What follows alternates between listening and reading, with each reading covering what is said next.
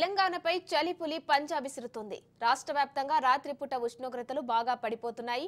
4 రోజుల వ్యవధిలోనే ఏకంగా 10 డిగ్రీల మేర పడిపోయాయి. ఆసిఫాబాద్ జిల్లా సిర్పూర్లో 6.7, నిర్మల్ జిల్లా పెంబిలో 9.3, కామారెడ్డి జిల్లా జుక్కల్లో 9.4, సంగారెడ్డి జిల్లా న్యాల్కల్లో 9.8 డిగ్రీల కనిష్ట ఉష్ణోగ్రతలు నమోదయ్యాయి.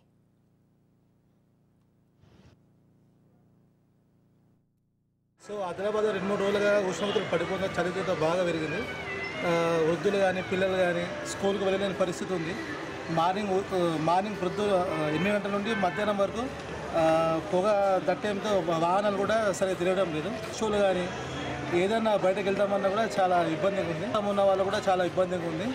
ఈ ఉష్ణోగ్రతలు పడిపోవడం వల్ల అందరికీ ఇబ్బంది. మధ్యలో చలి బాగా పెడుతుంది ఆదిలాబాద్లో. జనరల్గా తెలంగాణ అంటేనే మినీ ఇండియా లాగా, దాంట్లో ఆదిలాబాద్ అంటే కాశ్మీర్ లాగా అనుకోవాలి మనం. చలి అంటే బీభత్సంగా ఉంటుంది. పెద్దవాళ్ళు అయితే కొంచెం సేఫ్టీ మెజర్స్ తీసుకోవాలి. ఆస్మా ఉన్న వాళ్ళు కానీ హార్ట్ ప్రాబ్లం ఉన్న వాళ్ళు కానీ ఇట్లాంటి వాళ్ళు కొంచెము మంకీ క్యాప్స్ పెట్టుకోవడము, స్వెటర్లు వేసుకోవడము. మళ్ళీ ఏంటంటే ఆస్మా వాళ్ళకైతే ఇంకా చాలా ప్రాబ్లం వస్తుంది, బ్రీతింగ్ అదంతా.